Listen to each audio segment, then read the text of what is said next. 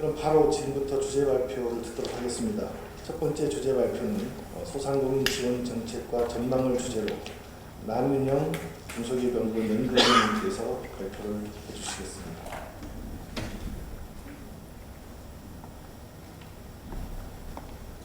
반갑습니다. 다시 인사드리겠습니다. 중소기업연구원의 남윤영입니다. 요즘 코로나 때문에 굉장히 좀 어려운 시대에 저희가 살고 있는데요. 서울에서도 보면 지금 전국에서 거의 대부분의 이런 세미나와 같은 행사들이 대부분 코로나 때문에 이제 취소되고 그런 경우가 많은데, 우리 제주연구원에서 이런 좋은 행사 자리를 만드신 거에 대해서 굉장히 큰 경의를 좀 표하고요. 이런 또 좋은 의미 있는 자리에 초대를 해주셔서 감사하다는 말씀 좀 드리고 싶습니다. 오늘 제가 말씀드릴 내용은 소상공인 지원 정책과 전망 관련된 내용이고요. 좀 어떤 내용으로 말씀을 드릴 거냐면, 우선 소상공인 현황과 실태, 전국적인 상황 보시고요. 그리고 정부가 추진하고 있는 소상공인 정책들, 그리고 최근에 소상공인 관련된 이슈들, 정책 방향을 좀 전망해보는 그런 순서대로 발표를 하도록 하겠습니다. 소상공인은 현재 전체 사업체 수의 한 85.3%를 차지하고 있고, 종사자의 36.8% 정도를 차지하고 있습니다. 그 숫자를 보면 소상공인의 사업체 수는 319만 개에 이르고요. 종사자는 635만 명 정도 되고 있습니다. 전국에서 많이 소상공인들이 분포가 되어 있는데, 아무래도 서울하고 경기 지역에 많은 분포가 되어 있고요. 제주도에도 한 4만 7천 개 정도 되는 걸로 조사가 되고 있습니다. 소상공인들의 업종을 보면 잘 아시는 내용입니다. 도소매업이라든지 음식 및 숙박업, 과 같은 어떤 생활 밀착형 업종이 높은 비중을 차지하고 있는데요.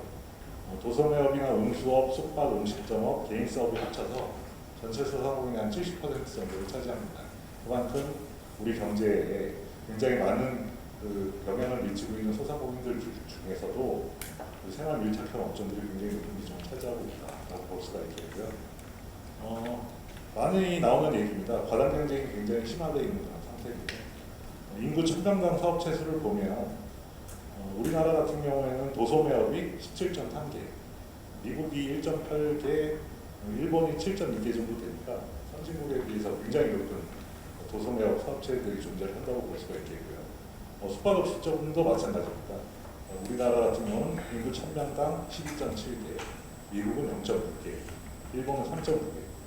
거의 20배에서 몇 배 정도까지 차이가 날 정도로 이 어떤 생활 밀착형 업종들이 과당 경쟁이 심한 상황이다라고 볼 수가 있겠습니다.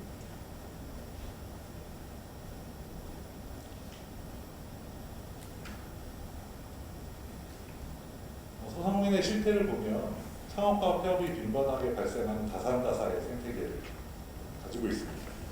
자료에 보면 최근 5년간 연평균 111만 개 정도가 창업을 하고 80만 개 정도가 폐업을 하고 있는 그런 상황이고요. 문제는 이 폐업도 그냥 폐업을 하는 것이 아니라 굉장히 일찍 폐업을 합니다. 창업을 하고 1년 안에 폐업하는 것이 한 37% 정도, 63% 정도는 살아남는데 한 37% 정도는 폐업을 하는 거죠. 그래서 5년이 지나고 나면 5년 전에 창업을 했던 곳 중에 27.7%만 생존을 하는, 70% 이상 되는 창업하는 소상공인들이 5년 안에 다 망하고 있다. 이런 부분들이 굉장히 좀 어려운 소상공인들의 현황을 반영하고 있다고 볼 수가 있습니다. 또 외부적으로나 내부적으로도 굉장히 부정적인 환경입니다. 잘 아시는 것처럼 2000년대 중반부터 대형마트라든지 SSM, 전문점, 프랜차이즈, 복합 쇼핑몰 같은 대기업들이 골목 사건의 진출을 지금까지도 지속적으로 하고 있고요. 내부적으로 보면 소상공인들이 많이 고령화가 되어 있고 상대적으로 혁신성도 좀 부족하고요. 인력이라든지 투자가 이루어지지 않기 때문에 자금 유입도 잘 되지 않습니다. 이런 여러 가지 외부적인, 내부적인 그런 어려운 환경들 때문에 소상공인들이 매출은 그래도 좀 증가를 하고 있습니다. 물가가 상승을 하기 때문에 매출은 증가를 하고 있지만 실질적인 소득이라고 볼 수 있는 영업이익은 오히려 감소하는 생산성이 악화되는 그런 현상을 보이고 있습니다. 일례로 통계청의 경제총조사를 보면 소상공인들 같은 경우에 1년 매출액이 1억 8천만 원 정도에서 2억 2천만 원 정도로 매출액은 증가를 했는데 오히려 영업이익 같은 경우는 2,900만 원에서 2,500만 원 수준으로 굉장히 감소하는 그런 결과를 보이고요. 월 소득을 이제 2,500만 원 정도의 월 소득을 보면 한 209만 원 정도, 그러니까 지금 현재 거의 한 최저임금 수준으로 볼 수 있습니다. 문제는 최저임금보다도 훨씬 더 못 버는 소상공인들이 굉장히 다수 더 공부를 하고 있다라는 점이 있겠습니다. 소상공인들이 이런 어려움들 때문에 정부에서도 우리 아까 원장님께서 말씀하셨던 것처럼 정책들을 추진을 하고 있습니다. 역사적으로 보면 99년도부터 본격적으로 시작을 했고요. 소상공인 정책 자금을 가장 먼저 소상공인 지원센터라는 것을 만들면서 시작을 했고요. 초기에는 그 외환위기 이후에 많은 실직자들을 어떻게든 경제활동을 유지시키기 위해서 창업을 많이 시키는 데 초점을 뒀습니다. 그래서 창업하고 경영 개선을 위한 정책 자금을 많이 집어넣었는데 현재는 문제가 굉장히 복잡해지고 사회 문제로 발전이 되면서 소상공인들의 역량 강화라든지 협동화 및 조직화 지원, 성장기반 보충, 사회 안전망 같은 육성과 보호 정책을 종합적으로 수행을 하고 있습니다. 이 지원 정책의 근거가 되는 법들도 많이 존재를 하는데요. 우리가 소위 얘기하는 소상공인 8법이 있습니다. 소상공인 보호 및 지원에 관한 법률, 전통시장 및 상점과 육성을 위한 특별법, 도시형 소공인 지원에 관한 특별법, 소상공인 생계형 저가업종 지정에 관한 특별법, 대중소기업 평생협력 촉진에 관한 법률, 사업조정제도 같은 걸 운영하는 거죠. 협동조합 기본법, 유통산업발전법, 상가건물 임대차 보호법 같은 이 소상공인과 관련된 여러 법들이 개별법으로서 존재를 해왔는데요. 나중에 말씀을 드리겠습니다만 올해 소상공인 기본법이 제정이 됐습니다. 그래서 내년 6월 5일부터 시행에 들어가는데 이 부분은 나중에 다시 한번 말씀드리도록 하겠습니다. 조직 체계도 좀 집중이 되고 있습니다. 과거에는 전통시장을 지원하고 있는 시장경영지원센터였죠. 시장경영지원센터가 시장경영진흥원으로 발전이 됐고 또 소상공인진흥원이라는 곳이 있었는데 이 두 기관이 합치면서 지금 현재는 소상공인 시장진흥공단이 2014년부터 설립이 돼서 운영이 되고 있는 상황입니다. 지금부터는 소상공인 정책에 대해서 간략하게 소개를 드릴 텐데요. 크게 7가지 분야로 나눠서 구분이 되고 있습니다. 첫 번째는 소상공인 정책 자금과 관련된 부분이고요. 잘 아시는 것처럼 저리임자를 통해서 소상공인들의 안정적인 경영 환경을 조성해주고 생업 안전망을 구축하기 위한 목적으로 융자 사업을 하고 있습니다. 이 전체 소상공인 지원 사업의 상당 부분을 차지하고 있고요. 금액은 1조 9,500억 원.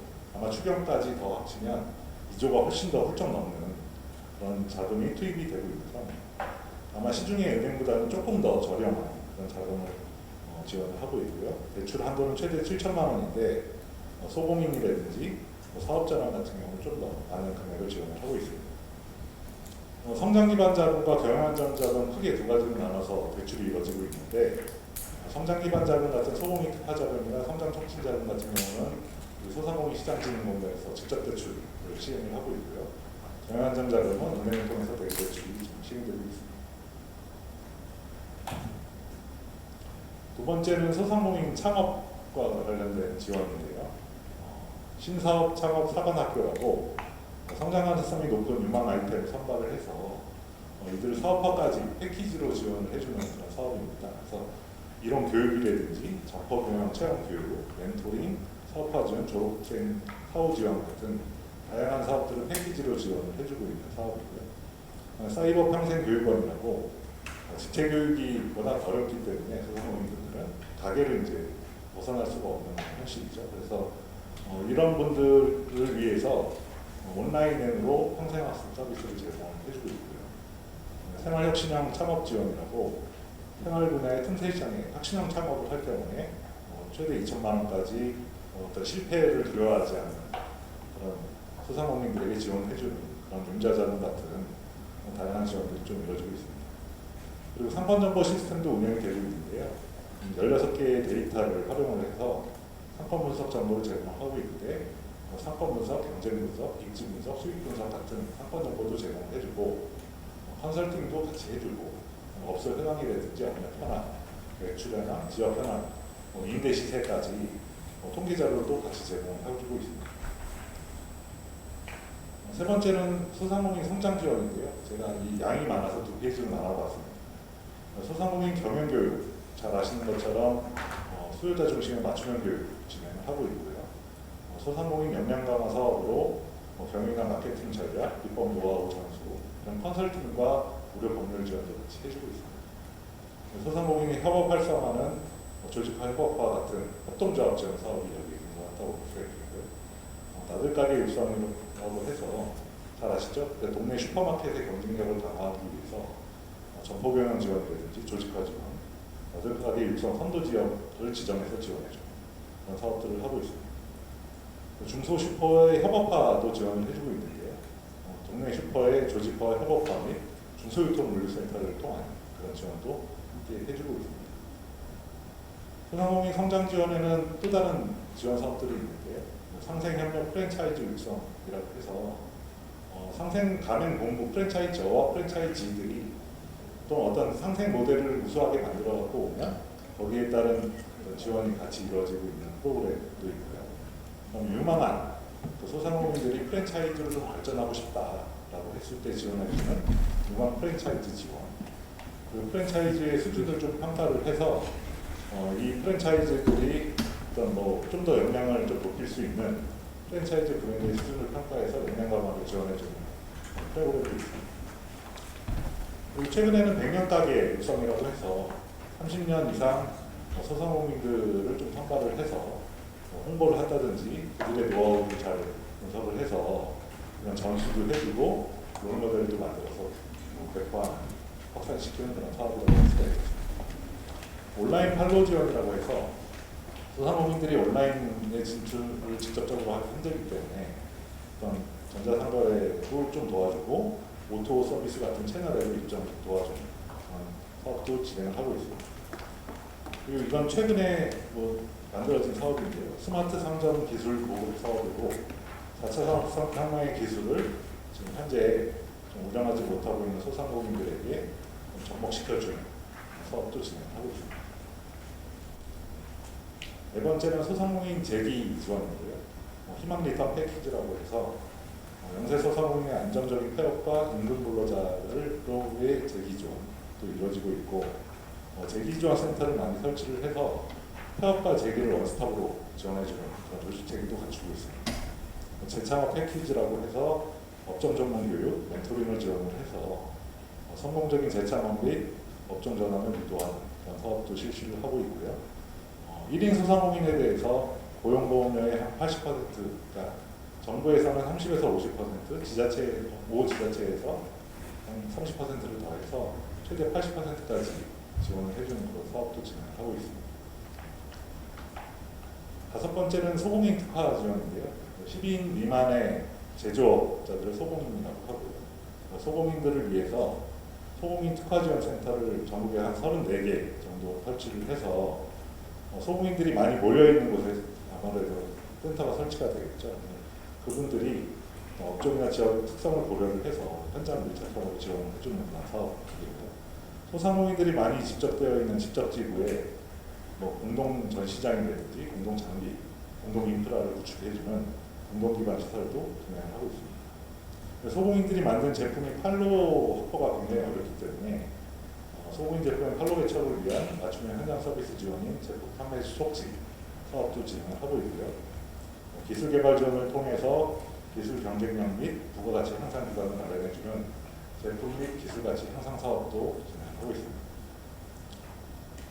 여섯 번째는 전통시장 시설과 경영을 지원해주는 사업인데요. 과거에는 시설 현대화 사업과 경영 현대화 사업 이렇게 두 개로 나눠서 했었는데 지금은 이게 기금이 만들어주면서 주차 환경 개선 사업하고 시장 경영 혁신 지원 사업을 하고 있습니다. 시장이나 상점가를 이용하는 고객의 주차 문제를 해소하기 위해서 주차 환경 개선 사업을 하고 있는데 주차장을 건립해주는 사업도 있고 공공 및 시설 주차장을 이용하는 데 보조금을 좀 지원해주는 사업도 존재를 하고 있습니다. 시장 경영 혁신 지원 사업에서는 특성화 시장이라고 해서 이제 각 시장의 특성을 찾고 그 특성에 맞는 시장으로 만들어가는 사업, 청년 상인들을 육성해주는 사업, 바우처 형식으로 시장의 경영을 지원해주면서 온누리 상품권, 전통시장의 화재 공제, 전통시장 안전관리, 상권 르네상스라고 해서 전통시장과 상점가를 포함한 어떤 상권 단위의 지원도 함께 이루어지고 있다고 말씀드릴 수가 있겠습니다. 마지막으로 7번째는 소상공인 보호 지원도 함께 이루어지고 있는데요. 사업조정제도라고 해서 일정 기간 대기업의 사업 진출을 연기하거나 축소를 권고하는 그런 제도고요. 최종 권고 사항을 이해하지 않을 경우 최대 2년 이하의 징역 또는 1.5억 원의 벌금을 물리고 있는데 약간 실효성의 문제가 항상 제기가 되고 있는 사업입니다. 전통산업보전구역이라고 해서 잘 아시는 것처럼 전통시장에 1km 이내 대규모 점포 등의 개설을 제한하는 제도도 있고요. 영업시간 제한 등이라고 해서 대형마트와 SSM의 영업시간 의무 휴업일 지정해주는 제도, 제주도도 아마 시행을 하고 계시겠죠. 그리고 생계형 적합업 중에 요즘 굉장히 뜨거운 이슈인데요. 연쇄 소상공인의 중심 업종에 대해서 대기업과 같은 좀 큰 업체들이 사업을 좀 진출하는 것을 좀 막아주는 사업도 현재는 진행을 하고 있습니다. 이렇게 첫 번째 창업부터 소상공인 보호 지원까지 다양한 정부가 지원을 하고 있는데요. 이것만으로는 열심히 지원을 하고 있습니다만 이게 성과가 우리가 이게 체감할 수 있을 정도로 나타나지 않고 있는 그런 상황에서도 최근에 굉장히 큰 이슈가 터졌죠. 바로 이 모두가 지금 인식하고 있는 코로나 사태인데요.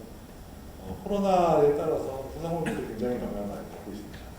실제로 코로나19로 인해서 우리 경제가 매우 어두운 상황이면 모두 다 잘 알고 있는 상황이고, 그게 이게 우리가 IMF 때는 선진국, 우리 통상국가다 보니까 선진국에 수출을 많이 해서 이를 돌파를 했고, 2008년, 2011년 금융위기에는 신흥국들에게 수출을 많이 해서 이를 다 극복을 했는데, 현재는 이게 전 세계적으로 팬데믹이 일어났기 때문에 활로를 찾기가 굉장히 어려운 상황이고요.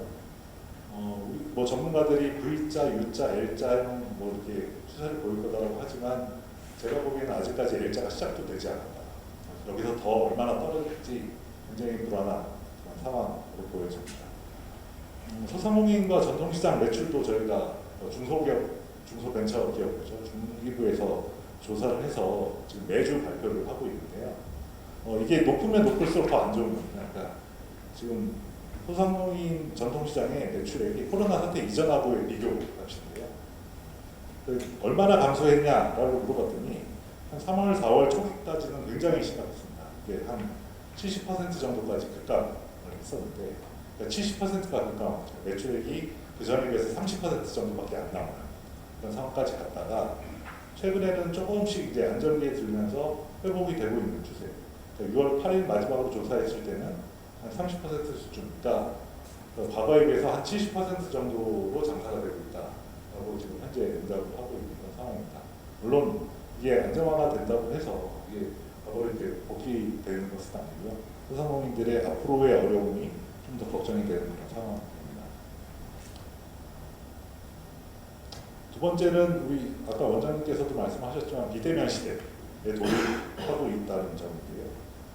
과거에는 현재까지죠. 현재까지는 그래도 우리가 어느 정도 구분이 됐었습니다. 40대 미만 연령대에서 전자상거래를 주로 활용을 했었고 50대 이상에서는 전통적인 오프라인 구매 방식을 지금까지는 선호를 해왔는데 이게 코로나로 인해서 모든 사람들이 온라인 비대면 구매에 대해 굉장히 익숙해지게 된 거죠. 그래서 코로나 사태를 겪으면서 비대면 구매에 익숙해진 40대 이상, 과거에 오프라인의 주력 고객들이 온라인 시장으로 이전이 다 되었고 이는 기존 유통산업의 구조 변화를 굉장히 흔들어 놓은 것이다 라고 보여지는데요. 그래서 제 나름대로 성장이 예상되는 업태, 생존할 수 있는 업태, 쇠퇴가 예상되는 업태를 해보면 결국은 온라인 쇼핑몰이나 해외 직구, TV 홈쇼핑, 배달 같은 플랫폼 비즈니스들, 개인 단발 P2P 같은 경우는 어느 정도 성장이 예상이 되고요.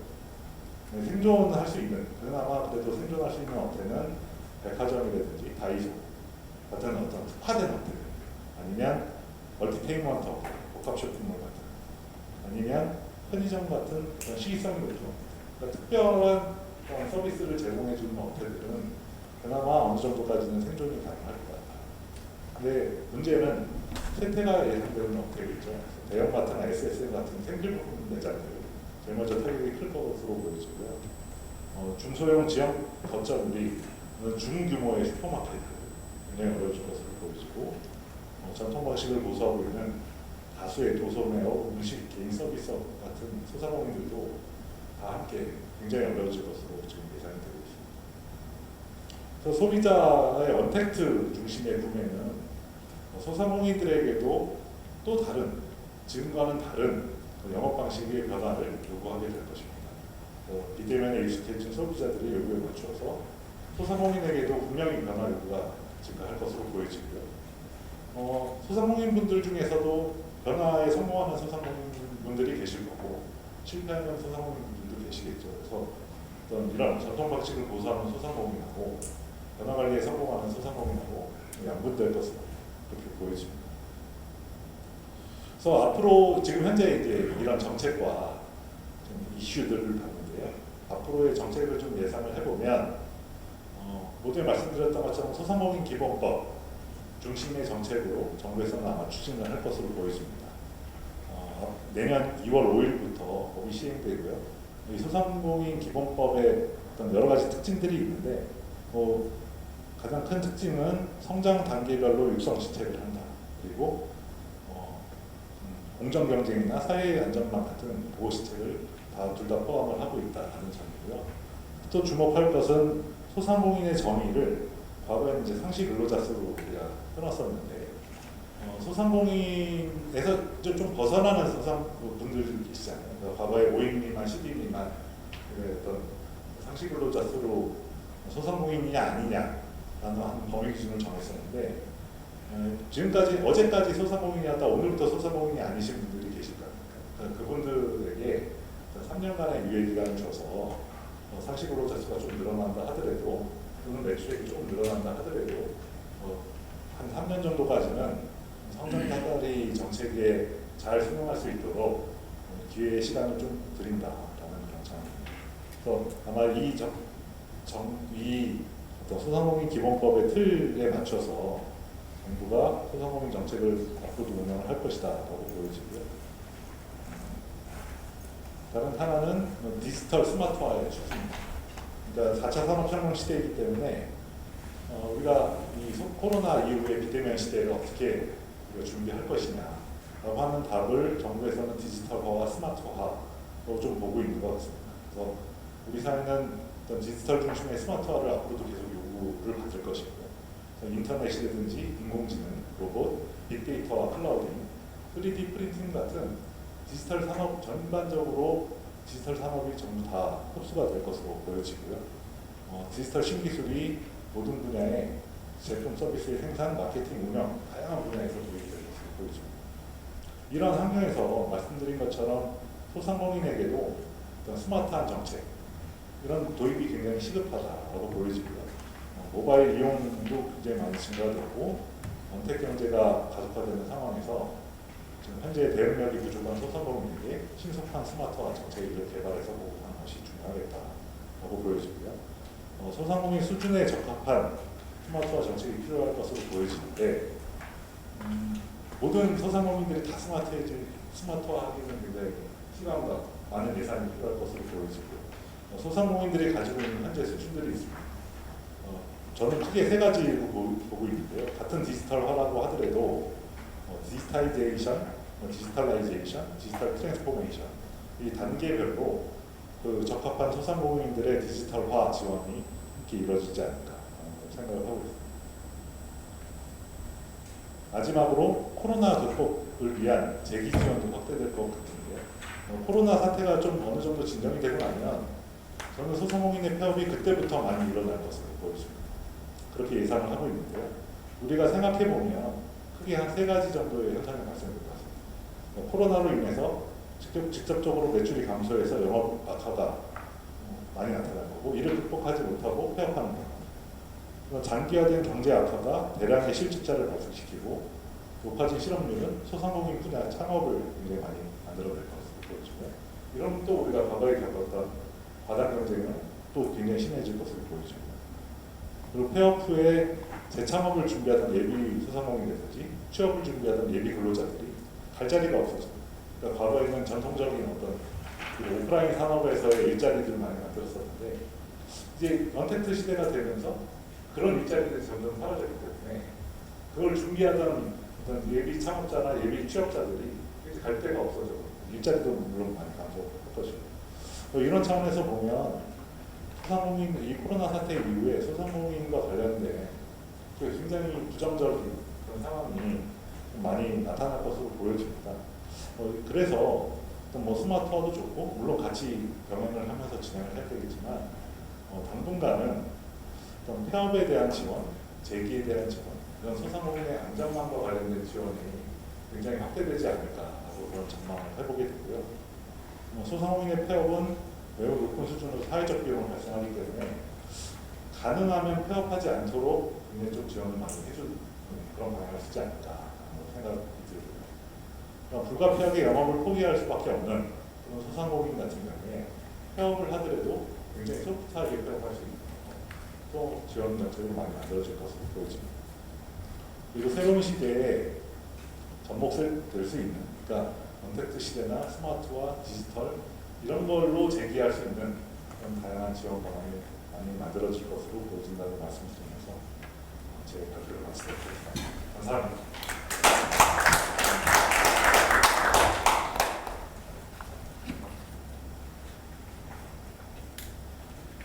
예, 첫 번째 주제 발표하신 남인영 박사님 감사드리겠습니다.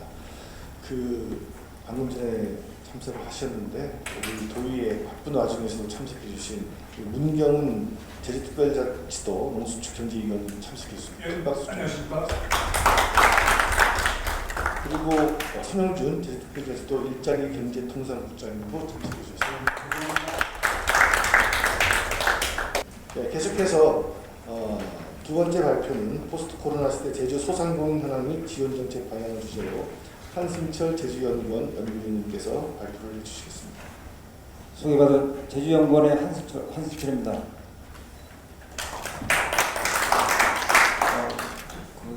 그 세미나를 준비하면서 남유명 연구원님이 중소기업연구원에서 소상공인 연구팀장으로 해서 항상 하시는 일이지만 주제 발표를 좀 준비해 주셔서 감사드립니다. 저는 전국 소상공인이 중에 제주도의 1.6%를 차지하는 제주 소상공인에 대해서 현황과 지원 정책 방향 제목으로 말씀드리겠습니다. 발표 순서는 서론, 그 다음에 제주 지역 소상공인 현황, 그 다음에 4월에 경영실태 인식조사를 했던 것 잠깐 발표해드리고, 그 다음에 소상공인 정책 동향과 관련해서 우리의 시사점을 말씀드리고, 마지막으로 소상공인 지원 정책 방향을 말씀드릴까 합니다. 아까 제주도 소상공인들은 42,564개, 원래 3월부터 소상공인에 대해서 우리 원장님께서 많이 강조를 하셨습니다. 이 연구에 치중하라고 해서 개수를 항상 잊지 않고 있습니다.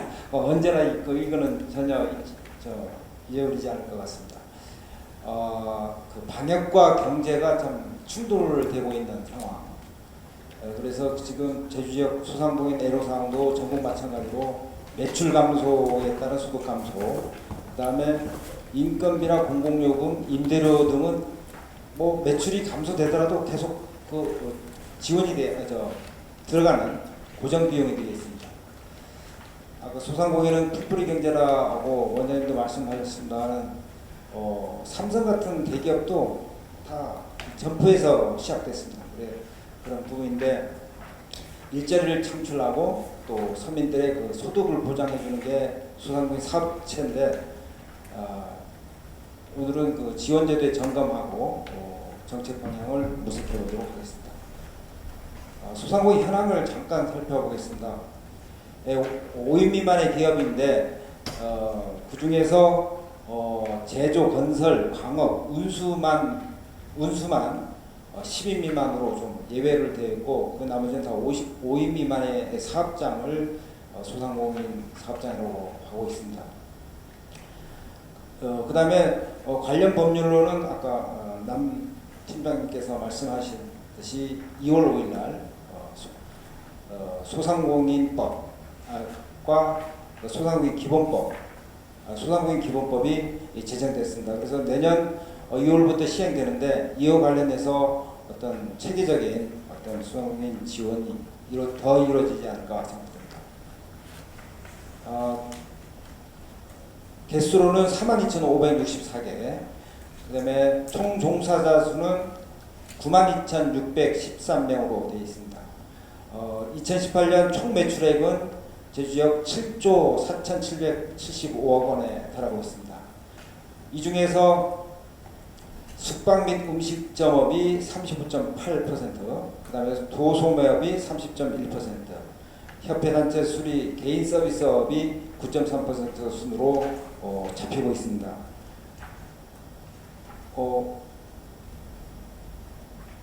총 사업체를 전국으로 하면 1.6%의 비중을 차지하고 있고 이 중에 사업시설 관리, 사업지원, 임대서비스업이 2.4%, 숙박 및 음식점업이 2.3%, 건설업이 1.8%, 상대적으로 비중이 높은 편에 속합니다.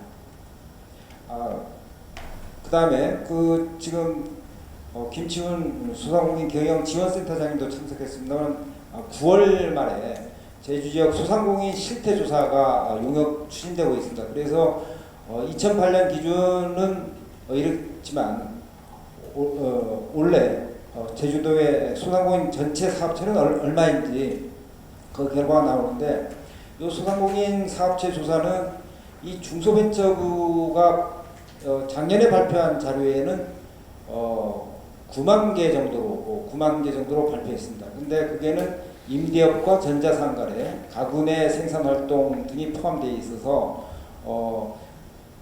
포함됐지만 그 전체 산업 분류가 안 돼 있어서 오늘은 2018년 통계청 기준으로 말씀드리는 것을 이해 바랍니다. 가장 높은 비중을 연령별 분포입니다. 40대와 50대가 30.6%의 가장 높은 비중을 차지하고 있고, 그 다음에 입지 형태는 일반 상가 쪽에 91.9%, 전통시장 5.2%, 집합상가 0.6% 되어 있습니다. 사업장 점유 형태는 임대차가 68.6%입니다. 나머지는 소유 형태가 작은데 31%는 자기 소유 건물을 사업장으로 사용하고 있는데 70% 가까이 남의 공간을 임차하거나 전대차, 임차 중에는 전세가 있고 월세가 있는데 저희들은 특히 전세가 좀 많은 편입니다. 종사자 현황은 대표자가 43.9% 해서 1인 사업장이 좀 많은 걸로 나오고 있고 상용 근로자 23.4%, 무급 근로자 11.8%. 그 다음에 창업 형태는 신규 창업이 80.9%, 인수 창업이 19.2%, 가업 승계는 1.9%로 통계청 조사 분석해보면 이렇게 나오고 있습니다. 4월에 그 경영실태 인식조사를 했던 거를 말씀드리겠는데 그 전에 그 중소벤처부 소상공인 전통시장 매출액 조사를 보면 그 5월 27일 날 발표인데 이거는 정부의 그 긴급재난지원금이 지원됐던 그 영향을 분석했는데 매출액 감소세가 둔화된 걸로 나타났었습니다. 그런데 최근의 누수를 보면 이 긴급재난지원금의 효과가 거의 떨어져서 생활 속 거리두기도 계속되면서 소상공인 어려움은 계속되고 있는 걸로 파악되고 있습니다. 4월에 그 제주연구원이 발표한 인직조사 결과를 잠깐 말씀드리면 전체적으로는 매출 감소, 그 다음에 직원을 더 이상 쓸 수 없음으로 인한 그 감원 조치, 해고도 상당히 40% 정도 많았는데 또 영업 시간을 단축할 수밖에 없는 영업 활동의 위축. 그 다음에 여행사 등에서는 경영 유지가 곤란한 상황까지 발생하고 있는 실정입니다. 매출 감소 부분만 말씀드리면 매출 감소가 79.8%가 다 매출 감소의 애로사항을 토로했었습니다. 그 그래프를 보면은 코로나 이전하고 코로나 이후에 100만 원에서 300만 원 미만 그 노란색 막대 그래프를 보시면 그게 코로나 이후에 100만 원에서 300만 원 미만 그 범위에 있는 사업장이 많은 걸로 이렇게 대답했습니다. 100만 원 미만도 2.1%에서 종전 19%로 늘어나서 거의 300만 원 미만의 그 사업장이 많이 늘었다. 그렇게 봐집니다. 고용 변화 전도를 보시면 전체의 25.2%가 그 당 4월달 정도에 변화가 있었다라고 답했습니다.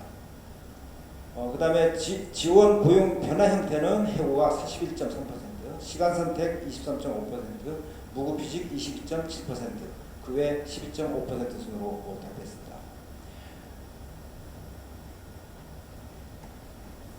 영업활동 위축 및 경영위기 정도입니다. 38.3%가 영업시간의 변화를 그때 했습니다. 교육 서비스업이 61.3%, 교수 파견 등인데 영업시간이 그때 학원을 가동하지 못할 정도의 그 상황이었죠. 또 사업시설 관리 사업지원, 임대서비스업이 60.3%, 정보통신업도 출판업 위주로 조사했는데 57.1% 이 변화가 있었습니다. 코로나19 지속 시 사업장 운영 계획에 대해서 59.2%는 현상 유지라고 답했습니다만은 휴폐업이 23.9%, 규모 축소가 12.2% 순으로 답을 했습니다. 그 중에 그 여행사 등 사업 지원 임대 서비스 업종에서가 휴폐업 응답률이 가장 높은 46.6%에 달했습니다. 그 여행사 등 경영 유지 어려움을 많이 호소했는데 그 경영 유지 가능 기간이 얼마인지 그거에 대한 물음에서도 10개월 이상이 51.7%였는데도 불구하고 여행사 등 답변은 15.5% 정도만 10개월 이상 지속할 수 있다. 그 정도로 어려움을 호소했습니다. 교육 서비스업이 42.7%, 여가 관련 서비스업이 46.8%, 상대적으로 낮게 나타났습니다. 경영 안정 자금에 대해서도 그 당시 물었는데 그 이용 목적은 경영 자금이 85.1%, 임대료가 8.0%, 종업원 인건비가 4.7% 순으로 나타났습니다.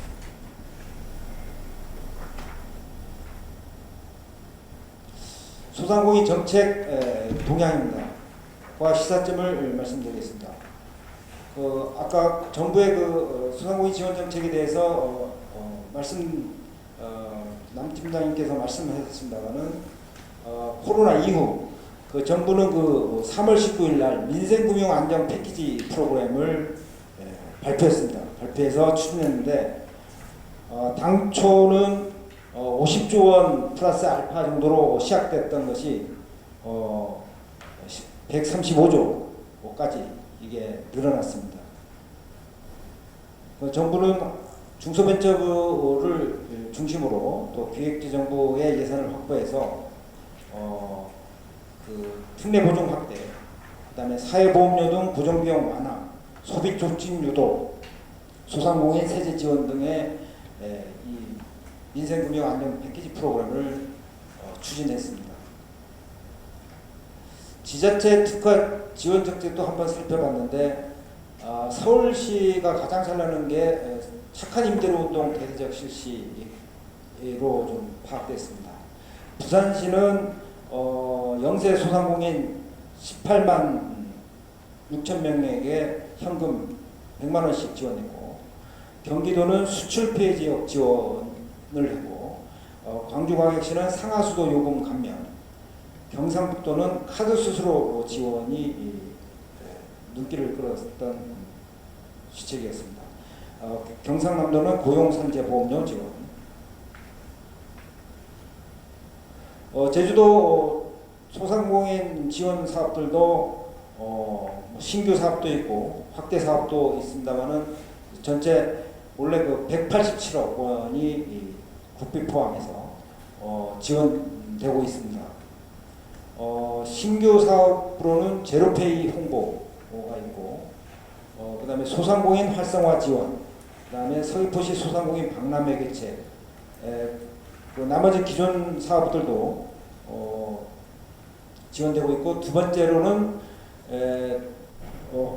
확대되는 부분들이 동문 공설시장 청년몰 조성이라든가 제수사랑 상품권 발행 및 홍보, 그다음에 소상공인 종합 컨설팅 운영, 소상공인 현장 종합 컨설팅 운영, 그다음에 소상공인 경영지원센터 운영 부분들이 확대되고 있고, 신규로는 전국 우수 시장 박람회 개최, 그다음에 소상공인 실태 조사를 통한 종합지원 계획 수립, 희망 더하기 재기 지원 사업, 소상공인 온라인 마케팅 지원 사업, 소상공인 건강검진 지원 사업이 신규 사업으로 추진되고 있습니다.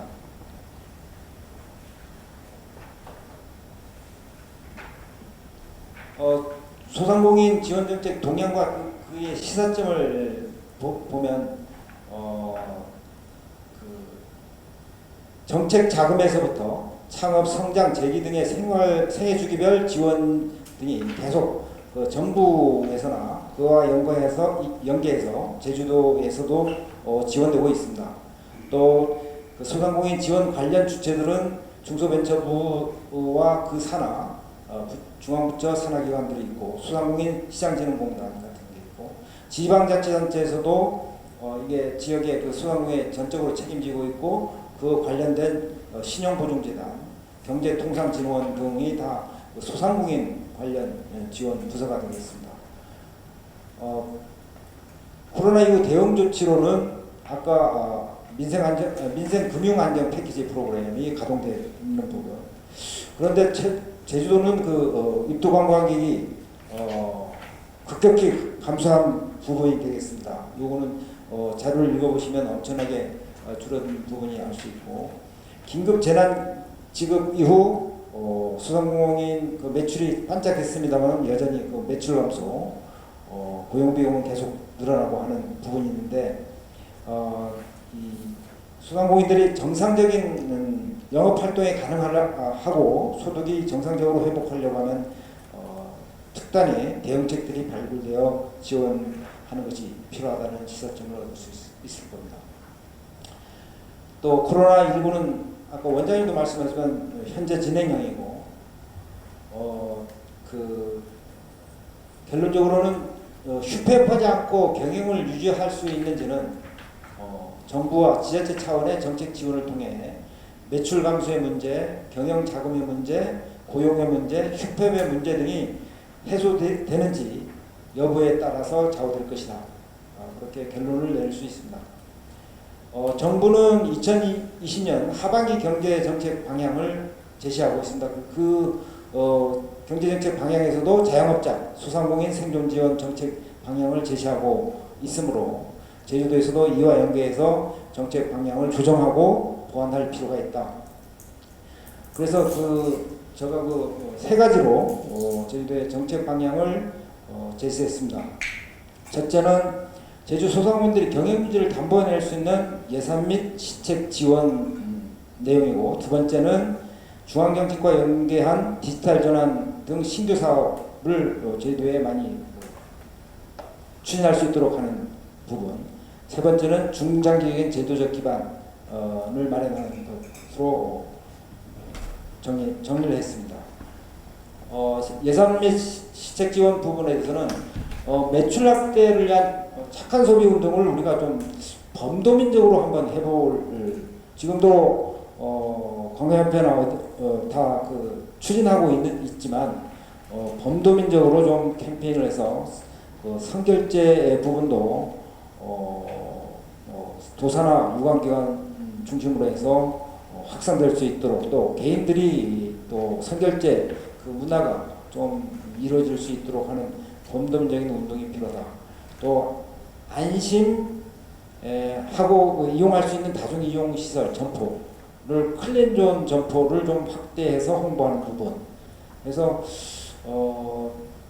사실상 그 식당에 가는 것도 사실 코로나 걸릴까봐 들어와서 가지 못하는 소비자들도 꽤 있다고 하십니다. 그래서 이런 부분들로 해소할 수 있는. 두 번째는 지난 4월달에 만기 윤자 도래한 정책 자금에 대해서 6개월 연기한 조치가 이루어졌습니다. 4월 30일. 이 부분이 9월달 정도부터 하반기부터 상환 시기가 도래하게 됩니다. 그래서 도래하다 보면 이자를 머물고 원금을 머물기 시작하면 진짜 지금까지는 정책 자금에 대해서 어느 정도 버텨왔는데 이 빚을 머물게 되면 좀 파산이 되는 그런 사태가 발생할 우려가 있기 때문에 이런 부분에 대해서 어떤 대응책이 필요하다라는 생각에서 두 번째로 정리했습니다. 세 번째는 임대료 부담 해소책이 상당히 중요하다는 점을 강조하고 싶습니다. 그래서 서울 강북구 내에서는 30% 이내 건물 보수비 정기 안전 점검 비용 같은 것을 지원하고 있는데, 제주도 차원에서 임대료 인하 정책 부분을 캠페인을 하든 그다음에 어떤 건축 보수비, 인테리어 비용이라든가 어떤 대체할 수 있는 그런 걸로 해서 제주형 임대료 인하 정책이 추진하면 어느 정도 효과가 보지 않을까, 그런 생각이 듭니다. 정부 정책과 연계된 사업 추진은 경영 상황이 단계별 지원 정책 가동이 필요하다라는 부분인데, 이게 하반기 경제 정책 방향에 나와 있습니다. 악화 단계, 폐업 단계, 재기 단계 해서 정부 정책들이 지금 추진되고 있는데, 요 사업들이 소외되지 않도록, 제주도에서는 소외되지 않도록 홍보와 점검, 요거에 대해서 보조적인 어떤 꼬리를 달게 되면 그 사업이 제주형으로 해서 성공을 거둘 수 있는 여지가 있다, 그런 생각이 듭니다. 그 디지털 전환 추세에 맞춘 스마트 상점 활성화, 아까 언택트 어떤 소비 문화에 대해서 남 팀장님 말씀하셨습니다만, 요거에 따른 신유통 개념의 제주 특산품 온라인 판매 이제주몰의 고도화나 택배 시스템 구축도 필요할 것이고, 또 비대면 온라인 세일 강화, 요거는 배달앱 그런 것도 있지만 다양한 부분에 검토를 해서 스마트 상점이 활성화될 수 있도록 하는 정책 방향이 필요하다고 보십니다. 마지막으로 제도적 기반 말입니다. 지역화폐 부분에 대해서는 많이 됐고, 제주도가 하반기에 제주사랑 상품권 발행을 도로 이관하여 그다음에 고도화된 지역화폐를 발행하겠다고 약속했기 때문에 요거에 대해서 세부적인 절차로는 조례 제정이 필요하다. 조례 제정이 사전에 검토에 대해서 그 사용처 확대라든가 어떤 제도적 기반을 해야 될 부분들을 조례에서 담아서 이 부분을 매듭지어야 된다라고 봐집니다. 그 다음에 두 번째는 수상공인 지원 등에 관한 조례 개정 추진. 아까 그 수상공인 기본법이 내년 2월 5일부터 시행되기 때문에 요거와 관련해서 제주도 조례, 제주도 소상공인 지원과 관련 조례에 소상공인 기본법의 내용들이 집행될 수 있도록 그 내용을 담아서 어떤 예산과 지원 부분에 대해서 어떻게 구체적으로 할 것인지의 부분에 대해서 그다음에 이런 코로나 사태가 앞으로 장기적으로는 몇 년마다 한 번씩 오기 때문에 생존 자금 지원할 수 있는 그런 제도적 근거도 그 조례상에 만들어서 도의회와 협력하는 상황에서 공유되는 상황에서 이 집행될 수 있도록 하는 것이 중요하다 이렇게 생각되어졌습니다. 이상 마치겠습니다. 감사합니다.